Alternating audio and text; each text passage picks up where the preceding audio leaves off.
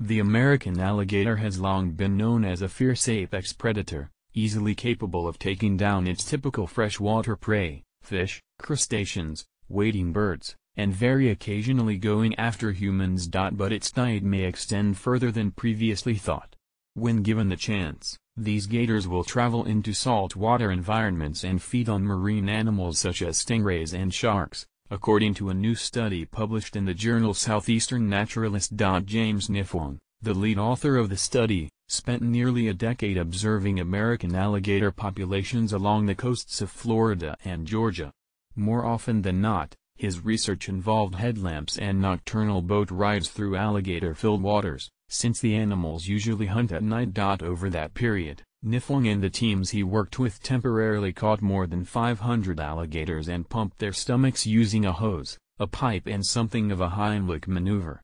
He also became quite adept at alligator wrangling. Anything less than 4 feet long we just hand grab and bring it on the boat, Nifong told the Washington Post. From there, researchers painstakingly filtered through the contents of the alligator's stomachs to try to identify what the animals had eaten. It is meticulous, going through it, sorting through it, Nifong said. A lot of these things we're identifying, they're very small, or we really only have small fragments of things.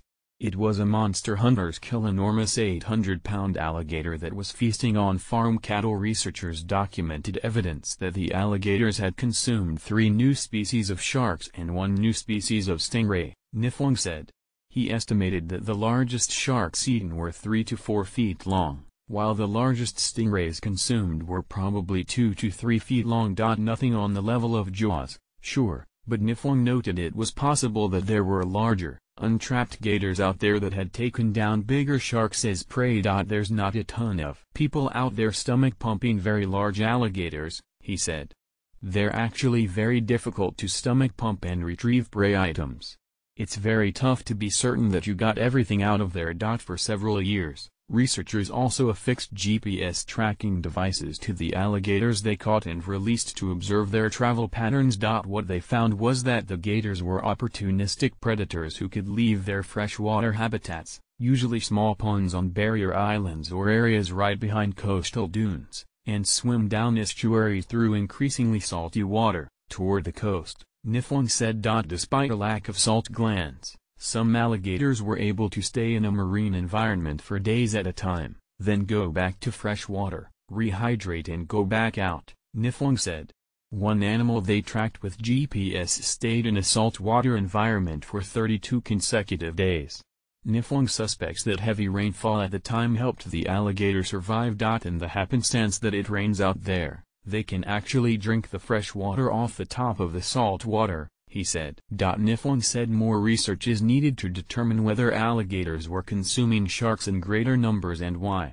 He found historical reports of clashes between sharks and alligators back in the late 1800s, but he said their interactions may have increased in recent years as a result of development. Both populations have suffered declines, and you've got a lot of coastal development that have decreased their access to estuarine habitats, he said. Historically, alligators were considered just a freshwater species. We found that not only do they habitually use marine habitats, there are very important linkages between those two systems. We need to account for those interactions when we're planning for those conservation efforts. That research may have to wait. Nifong, a Florida native, is on a year-long appointment as a postdoctoral researcher with the Kansas Cooperative Fish and Wildlife Research Unit at Kansas State University. I'm studying native fish in Kansas streams, looking at what's affecting their populations, Nifong said, laughing. It has nothing to do with alligators. Read more.